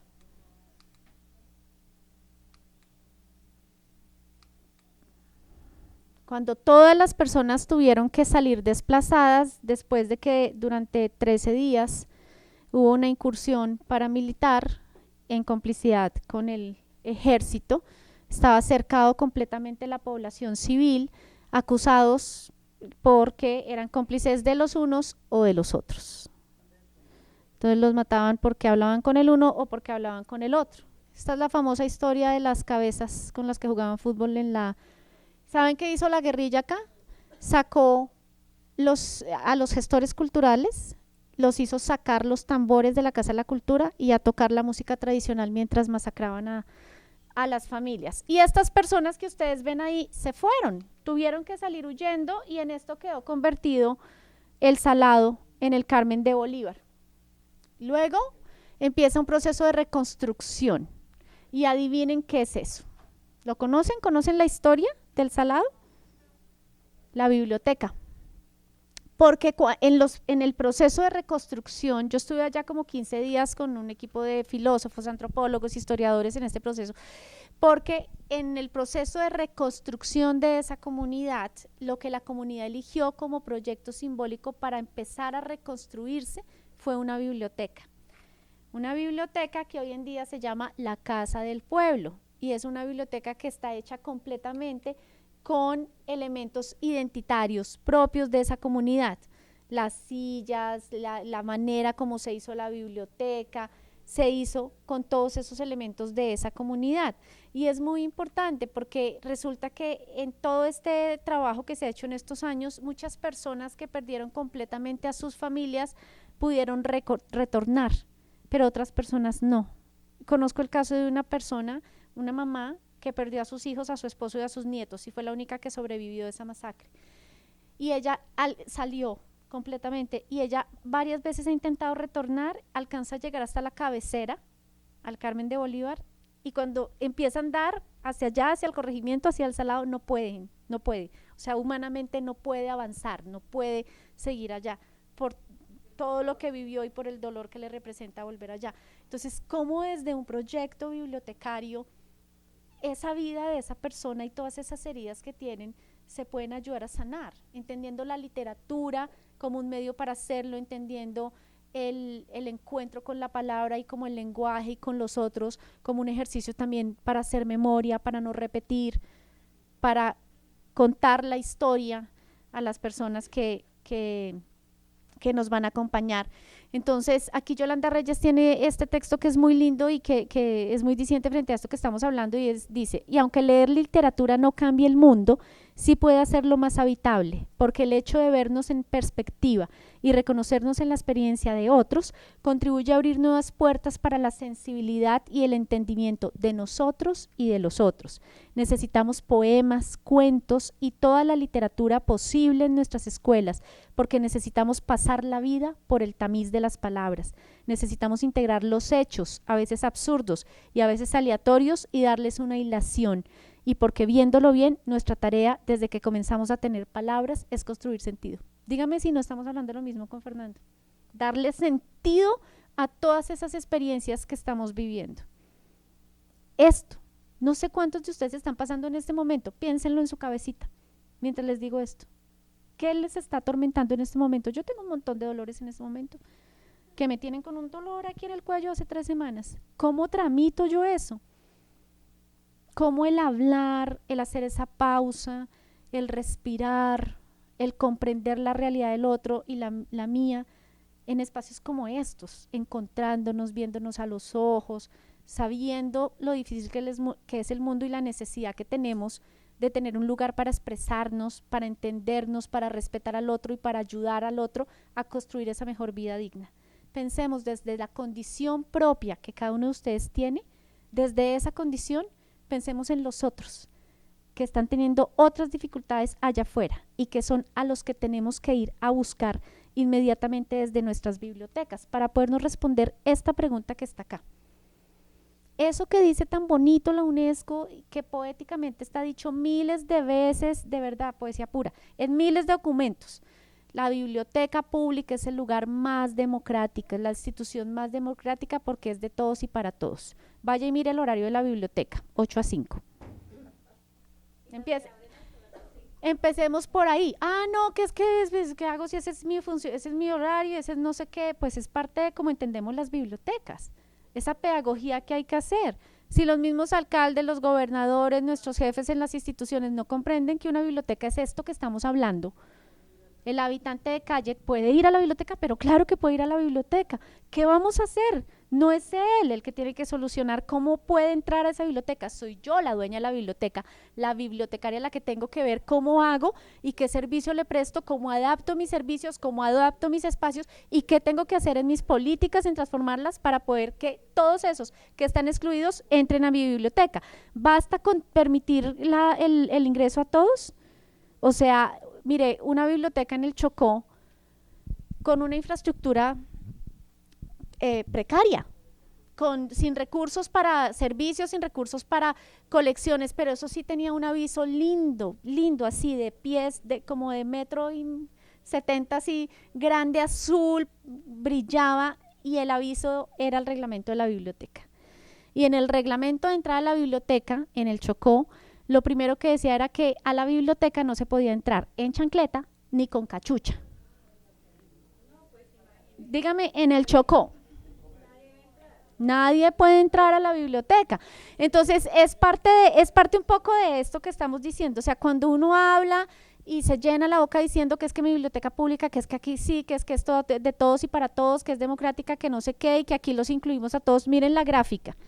Yo no sé si ¿ven la diferencia?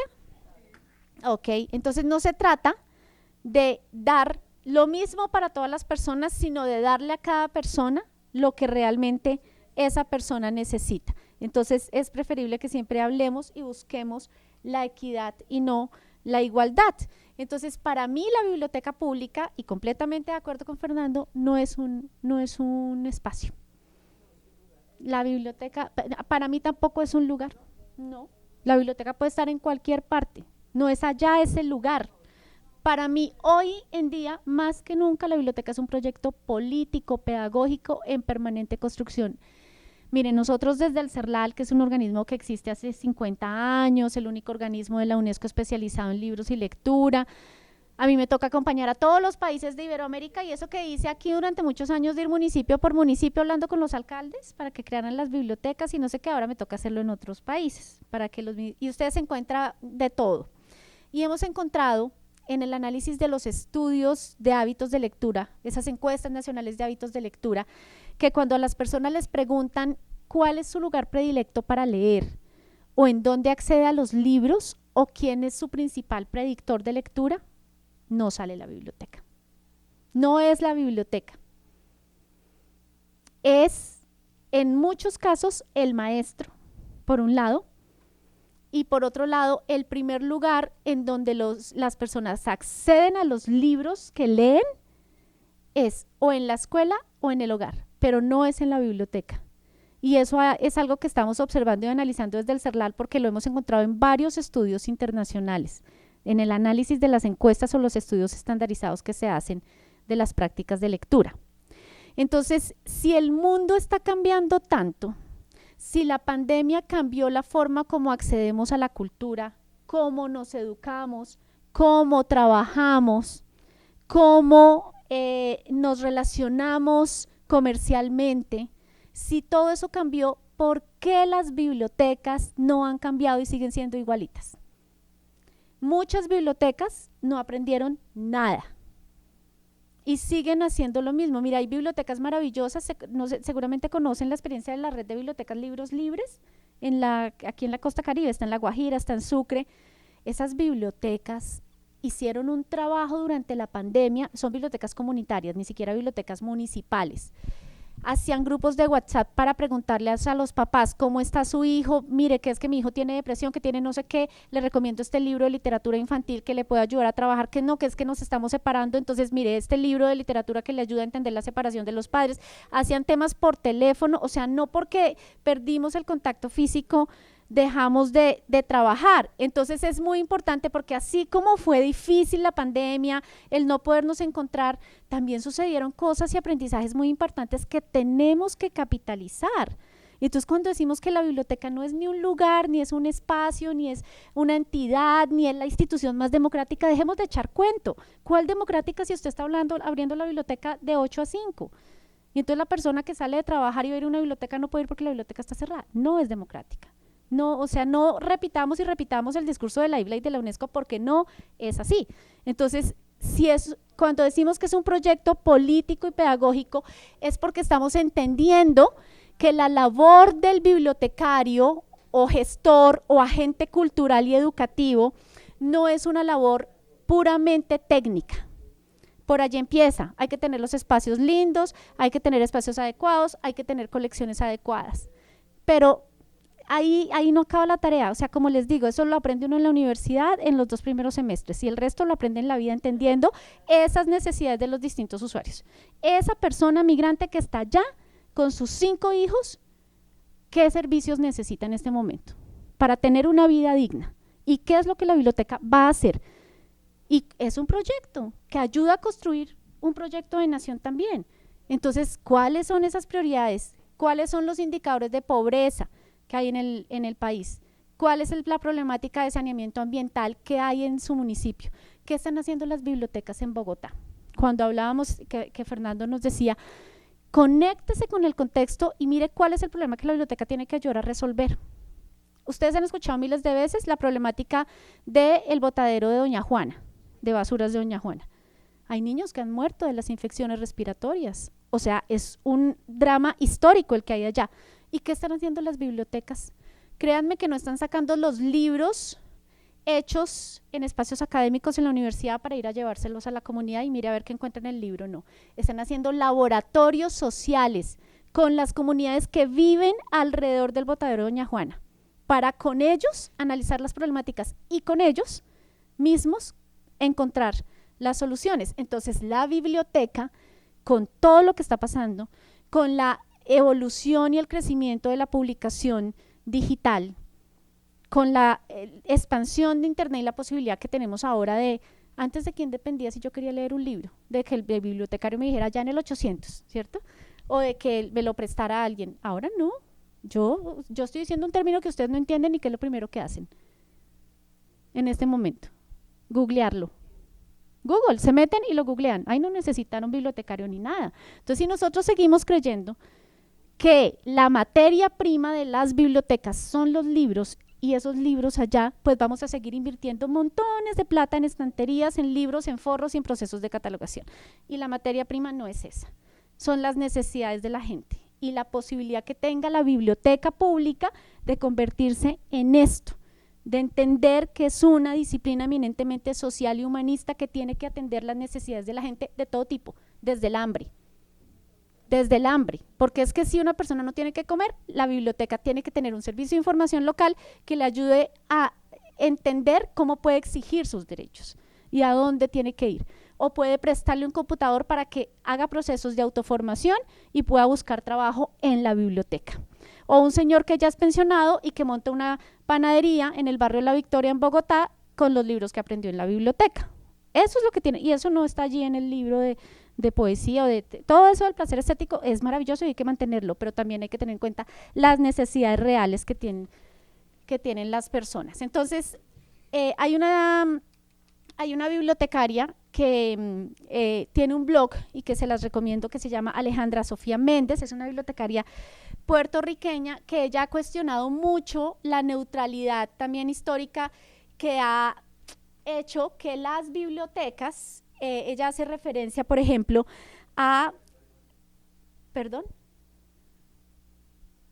ella hace referencia, por ejemplo, a esta experiencia que tuvo un debate en Twitter, justamente porque la biblioteca sacó un aviso que decía como que las bibliotecas no toman partida, y empieza a hacer toda una discusión alrededor de esta temática de que la biblioteca no puede seguir siendo una entidad o una organización neutral, ¿sí? Que la neutralidad o la mal llamada neutralidad en las bibliotecas ha sido como un escudo en el cual se han escondido las bibliotecas para no actuar y para decir es que la biblioteca, claro, una cosa es que no tome partido político, pero otra cosa es que sea indiferente, que no se solidarice o se mantenga en silencio frente a esas problemáticas que están alrededor en sus comunidades. Entonces ella dice, la no acción, la neutralidad en el campo de las ciencias bibliotecarias sí recae como una acción política de ignorar los problemas. Entonces, cuando les digo,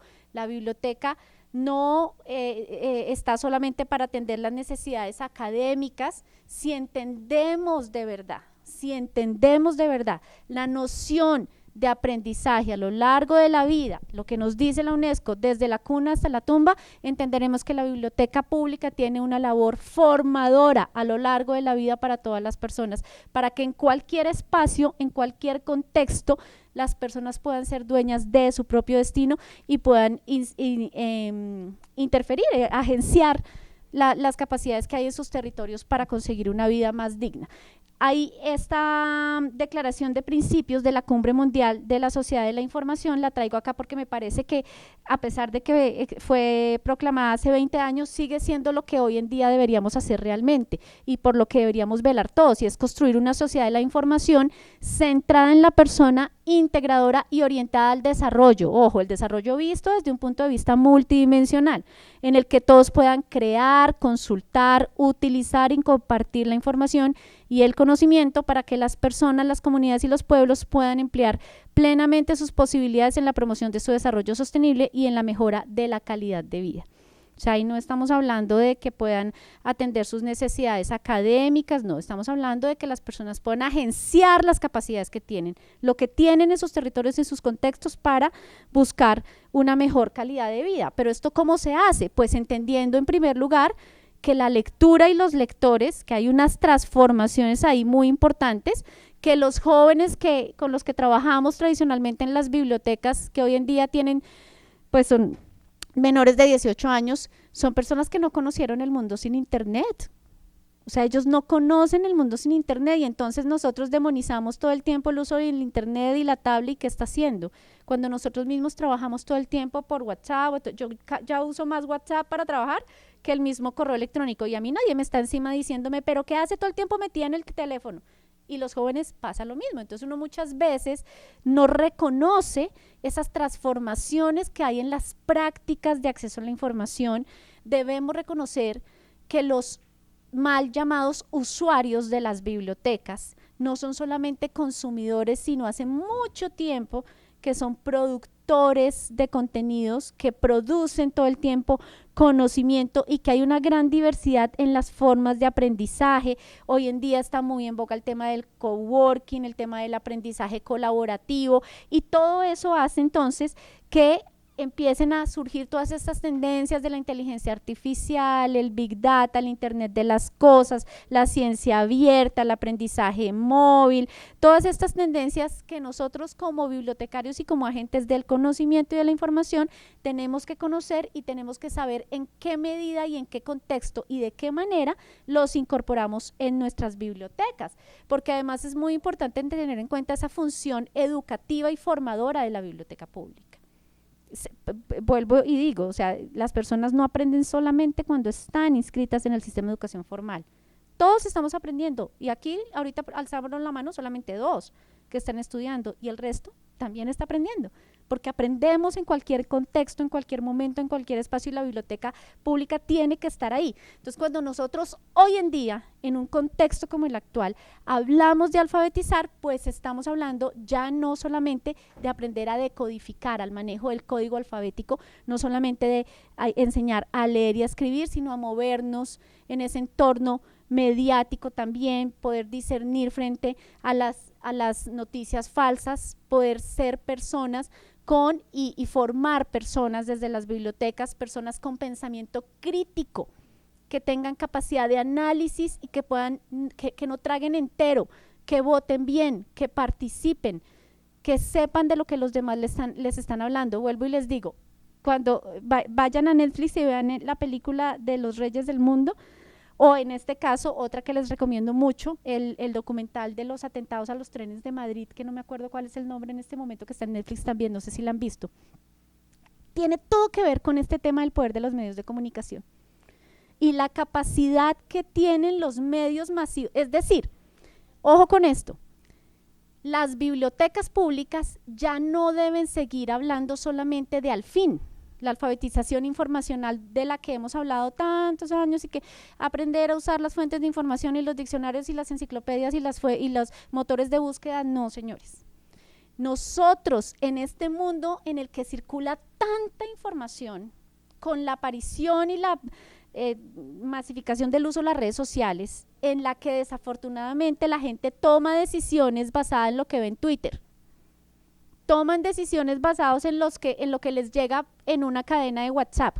Entonces tenemos que formar personas que también puedan tomar distancia, ya no frente a lo que está en el conocimiento consignado en los libros de las colecciones de las bibliotecas, sino que puedan tomar distancia y tener una mirada crítica frente a ese mensaje que les llegó a WhatsApp, frente a lo que dijo el noticiero de la noche, frente a lo que está diciendo el presidente de hoy o el presidente de mañana, frente a lo que está pasando con la guerra. O sea, que uno pueda tener un criterio informado a partir de fuentes de información, y esto existen muchas. Mire, la UNESCO tiene un programa y ese es el que les sugiero que por favor empiecen a implementar en las bibliotecas. Número 1, la noción de aprendizaje a lo largo de la vida para que tengamos ese rol educador que tiene la biblioteca pública. Y número 2, la alfabetización mediática e informacional, AMI. Hay una cantidad de herramientas y de recursos que ha desarrollado la UNESCO, hay hasta currículos para profesores y para bibliotecarios. hay una metodología que se llama Pantera, que le explica a los jóvenes cómo identificar perfiles falsos en redes sociales, el cuidado que hay que tener cuando estamos interlocutando con otras personas, porque nosotros desde las bibliotecas y desde las escuelas y también desde el hogar, muchos padres cometemos ese error, satanizamos el uso de las redes sociales y a veces desconocemos que incluso las redes sociales son un lugar de enunciación muy importante para los jóvenes, así como hay muchos peligros, ustedes se dan cuenta y yo lo he descubierto también, que hay chicos que en su casa son calladitos, no participan, en la escuela nunca participan, pero en redes sociales es como si fueran otra persona, porque tienen una posibilidad de interactuar, de decir cosas, hay otras dinámicas que se dan allá. Entonces, el papel de la escuela y el papel de la biblioteca no es satanizar el uso de los recursos tecnológicos, de internet, de las tablas, es mediar esos usos. Exactamente, saber, enseñar e incorporarlos para mejorar, para enriquecer las prácticas. Yo no puedo, si yo tengo un hijo de 18 años y está en el celular, estar todo el tiempo con la cantaleta detrás, pero ¿usted qué hace? No, él nació conociendo ese mundo. Así es, yo soy la que tiene que entender, acercarme, como decía la Rosa, en detalle, calladito, observe, analice y mire lo que está pasando allí. Sí, yo quiero comentar algo. Una capacitación que tuve del embajador de Chile nos pedía como un ejemplo, le pedía a las niñas, por favor, enséñenles a sus padres y a sus abuelitos a manejar el WhatsApp, a tener un Facebook, porque nosotros, pues yo digo nosotros, cuando entramos en la pandemia, muchos docentes se les dificultó enseñarles a sus estudiantes, porque no saben manejar las redes, se les dificulta. Imagínense nuestros padres y nuestros abuelitos. Entonces no olvidarnos de ellos, de abrir un WhatsApp, de abrir un Facebook, de abrir un correo, y eso nos lo pedía mucho el embajador de Chile, porque en Chile se está implementando eso en cuanto a los abuelitos, porque desconocen las redes sociales. Mira que yo decía lo mismo, y es totalmente cierto, pero ayer lo dije en Envigado, en un encuentro de bibliotecarios en el que habían invitado jóvenes, y yo les decía a los bibliotecarios que estaban ahí, tienen que aprender a usar Facebook, las bibliotecas que no tengan Facebook, profe, Facebook, nosotros no usamos Facebook, TikTok. Entonces, fíjate que uno mismo, o sea, nosotros mismos decimos, TikTok, ¿qué es eso? Solamente salen haciendo allá bailes pendejos y, perdón, cosas bobas, sin sentido. No, hay Bel Santos Mayer, que es una activista por los derechos humanos y promotora de la literatura como un derecho humano y esto de la red de bibliotecas comunitarias de Brasil, contó una experiencia maravillosa que tienen toda una red de bibliotecarios comunitarios y prescriptores de lectura comunitarios en TikTok y que tienen como 800 que han creado redes, videos que circulan en TikTok recomendando libros y se creó toda una comunidad. Entonces, todas esas herramientas nosotros tenemos que incorporarlas, pero incorporarlas teniendo en cuenta como los dos lados de la moneda.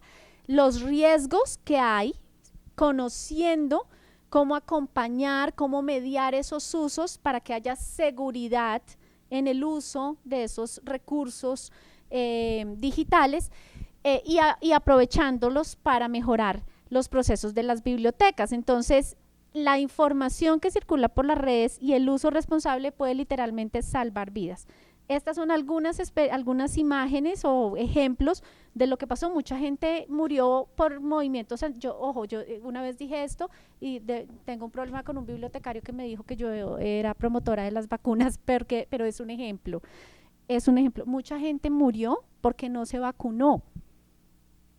Así como otros murieron porque se vacunaron, pero muchos murieron porque no se vacunaron porque habían noticias falsas frente al tema, o fueron y se tomaron un limpiador de ropa o de pisos, también, y también murieron, ¿sí? Entonces, es muy delicado el uso de la información que circula por los medios. Mire lo que pasó con la primavera árabe, todo el tema de Cambridge Analytics, todos los movimientos antivacunas y lo que desencadenaron. Entonces, sí hay a nivel global un llamado muy importante, y estas son algunas de las declaraciones que hablan del tema de la alfabetización mediática e informacional y la necesidad de formar personas que tengan capacidad de pensamiento crítico para poder tomar decisiones informadas.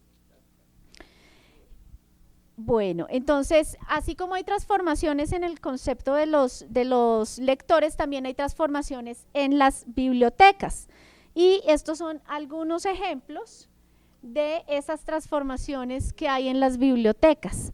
Entonces, esas bibliotecas que siguen teniendo avisos por todo lado, que dicen que silencio, que aquí no se puede hablar, que aquí no se puede escuchar música, están como da vivienda en el lugar equivocado. En la biblioteca es bienvenido el diálogo, el encuentro, la música, la palabra, la construcción colaborativa.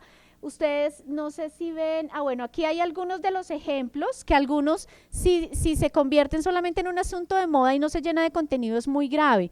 Pero, por ejemplo, los Learning Commons, que son espacios como este que están viendo acá, los Bibliolabs que surgieron en Medellín, pues altamente marcados por la incorporación de tecnología, los Maker Space o bibliotecas de las cosas importantísimas, porque en esta idea de que las bibliotecas tienen que ser laboratorios de construcción y experimentación social en los que las personas sean las hacedoras de las propias problemáticas, las soluciones a sus problemáticas de contexto, pues las bibliotecas tienen que ofrecer libros y no solamente libros, distintos recursos que les permitan poder asistir. Esta biblioteca, no sé si se dan cuenta la particularidad que tiene en las mesas y en las sillas. Tienen rueditas para que las bibliotecas se puedan adaptar y flexibilizar, o sea, ya esas mesas así de 6 puestos, pesadas de madera, en la que nos obligan a estar sentados así cara a cara 6 personas, eso ya no puede seguir existiendo en las bibliotecas. Y ojo que no estoy diciendo que las bibliotecas tienen que tener estas cosas así carísimas y no, pero en nuestra pequeña escala, con nuestras capacidades, por supuesto que podemos flexibilizar. Recuerden la biblioteca de la Tabacalera, que les decía, allá no hay una sala para niños, una sala para investigadores, todos, así como en la calle convive con el músico, con el conductor, con el que sea, así mismo va a convivir en la biblioteca, no tienen por qué haber divisiones. No estoy diciendo que tengan que ser todas las bibliotecas, lo que les estoy diciendo es hay una diversidad de formas de ser de las bibliotecas que justamente nace y se adapta a esas necesidades. Por ejemplo, esta biblioteca, no sé si la conocen. A ver, si esto funciona acá, ¿con cuál le doy? No.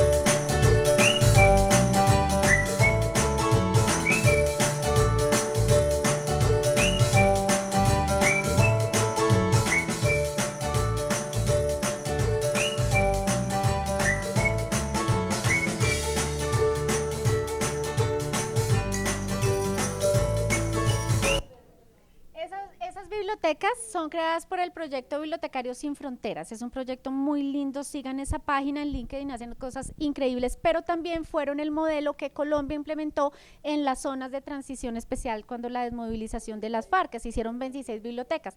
Nosotros desde el CERLAL diseñamos un prototipo porque ese así tal cual sale carísimo, lo hicimos con el Ministerio de Cultura y sale carísimo, pero en el CERLAL con patrocinio de Ecopetrol hicimos un prototipo a la colombiana para llevar estas bibliotecas a contextos rurales en donde Ecopetrol está actuando en estos momentos y son formas diferentes, o sea, ya no el cuento de que es que no tengo un lote de tantos metros cuadrados o una casa con tales características, no, una biblioteca que se puede abrir en la plaza del pueblo, en el patio del colegio, en la plaza de mercado, en cualquier lugar. Esas son bibliotecas portátiles. Con todos estos modelos de los Makerspace, de los Bibliolabs, de los Learning Commons, de todo esto, es muy importante conocer esas propuestas y adaptarlas de manera acorde y pertinente a nuestras bibliotecas. pero entender sobre todo que cuando nosotros estamos hablando de innovación, no se trata de poner equipos y máquinas, impresoras 3D, porque hay Makerspace que tienen impresoras 3D y cosas muy lindas y gastan un montón de plata y eso no transforma nada. Por eso les traigo el ejemplo de Caitlin Bignick, una niña cuya madre, muy usuaria de una biblioteca pública, que tenía un Makerspace y que llevaba mucho tiempo esperando una prótesis para su hija porque nació sin una manito. Empezó la biblioteca pública, hizo un Makerspace con impresoras 3D, pero además de eso hizo un convenio de datos abiertos para que las personas, los usuarios de la biblioteca pudieran acceder a datos abiertos, a datos de ciencia abierta, con la organización NAOL, y la madre empezó a ir y a consultar esos datos y ella misma le imprimió en la impresora 3D del Makerspace de la biblioteca la prótesis a su hija. Entonces, para eso es, para cambiarle la vida a las personas. No es tecnología porque sí, ni innovación porque sí, sino para dignificar la vida, para generar transformaciones. Cuando les decía, la biblioteca no es solamente la biblioteca tradicional, no es solamente los libros que están allá, vayamos ay, se me perdió el cosito, vayamos a la experiencia que se creó en Dinamarca hace más de 20 años, las bibliotecas humanas, o las bibliotecas vivientes o hablantes, como se les llama de tantas maneras en este momento.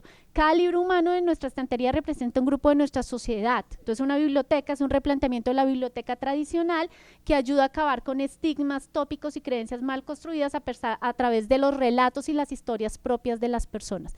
Entonces, cuando hablamos de oralidad, mire, ayer también decíamos, de todos los planes nacionales de lectura que existen en Iberoamérica, en 21 países iberoamericanos, 3 planes nacionales se llaman planes nacionales de lectura y escritura, y uno se llama Plan Nacional de Lectura, Escritura y Oralidad. O sea, en una región como la nuestra, que hay una diversidad cultural tan importante, tanta población con pertenencia étnica, y el asunto de la oralidad no tiene un lugar protagónico. La oralidad es un asunto muy serio que tenemos que trabajar de manera decidida en las bibliotecas. Los conocimientos que no están registrados, lo que nos decía Manuel, el historiador de San Basilio de Palenque, la historia de mis abuelas, la historia negra de mi pueblo se está perdiendo. Hay que recogerla, hay que crear oralotecas en las bibliotecas, hay que crear bibliotecas humanas y tener espacios de diálogo que van a impactar procesos de convivencia, de respeto a la diversidad, a las historias propias, acabar con estigmas a partir de la construcción también, y es muy importante porque es reconocer también saberes que están allí presentes en las comunidades y que a la biblioteca tiene que agenciar esos conocimientos que están allá y que no están en los libros de las bibliotecas. Y para cerrar, pues decirles, por favor, no olviden el tema y las prioridades de las bibliotecas no son solamente educativas y culturales. Las bibliotecas tienen que ayudar a transformar este mundo y sobre todo este mundo desesperanzador que nos está tocando en este momento, tienen que contribuir al cumplimiento de esos objetivos de desarrollo sostenible. Hay un marco muy importante que es el marco de Incheon, que tiene una gran cantidad de metas en este objetivo 4 de educación de calidad. Tiene todo que hacer la biblioteca frente al tema de educación de calidad también, la biblioteca pública, no solo la biblioteca escolar. En el marco de Incheon hay indicadores que hablan directamente de acceso a dispositivos digitales, desarrollo de habilidades digitales desde la primera infancia, marco de Incheon, que es el marco pues para la educación hasta 2030. Desarrollo de habilidades de lectura y escritura en la primera infancia. Entonces, claro que tenemos mucho que ver con el desarrollo sostenible, y para cerrar, pues les quiero dejar esta invitación que nos hace este video.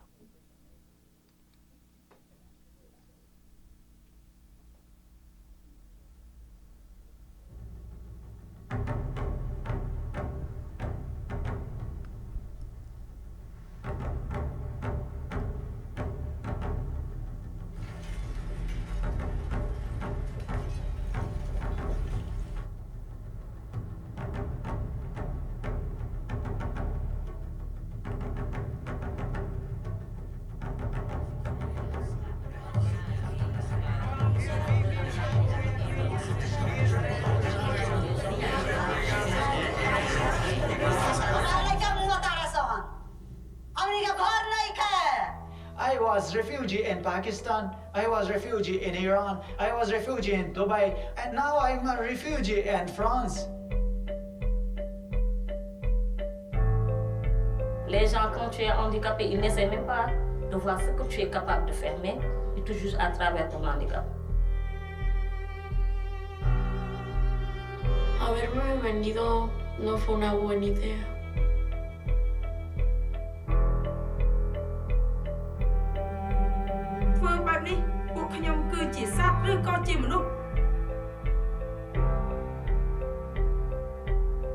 यहाँ की लड़कियां कुछ नहीं कर सकती।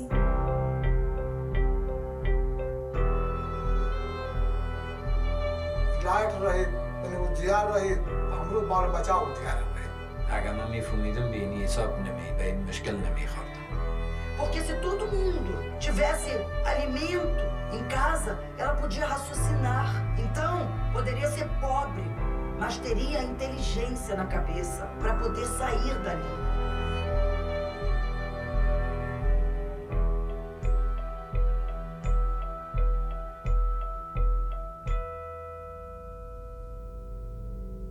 Parce que nam kil mutu azwana mission na onza batindela ye. Ngape naza mukil pona mission na ngai me nzambe ndayebi. I've left my husband to be with a woman, and for me that's a huge step in my country as an African woman to do that. I do have a strong voice and I'm strong as a woman speaking for myself.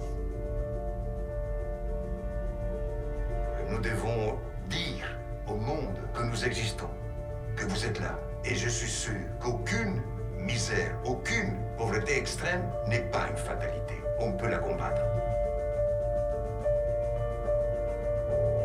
Afaka ihany fa mba tsy hitovy amin'le hoe toerana nisy atsony zany fa mba lasa ambonimbony kokoa zany izy dia tantrony reny dia famihina teo zany any teny any.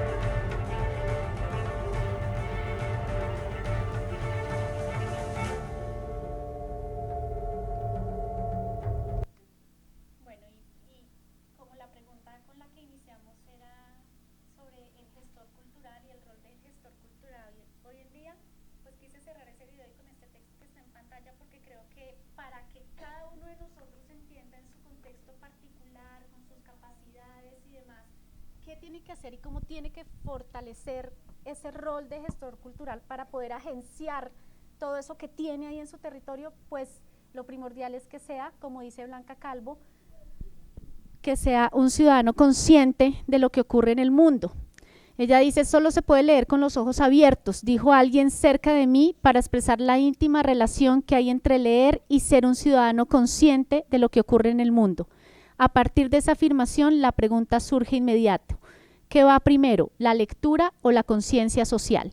Las personas que quieren cambiar el mundo suelen ser lectoras, pero no es menos cierto que, después de leer, surgen más fácilmente las ganas de cambiar el mundo. Vivimos en un planeta esencialmente injusto, en el que a unos se les impide el acceso a las cosas más necesarias, la paz, la educación, la salud, el pan, y a otros se les anestesia con la televisión y el consumo para que no lo vean.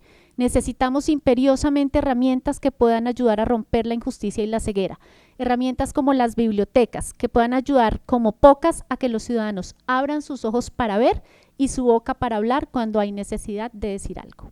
Eso lo dijo Blanca Calvo y tiene un libro muy bello que se llama Palabras con las bibliotecas y pues es una gran gestora española. Muchísimas gracias, con esto cerramos.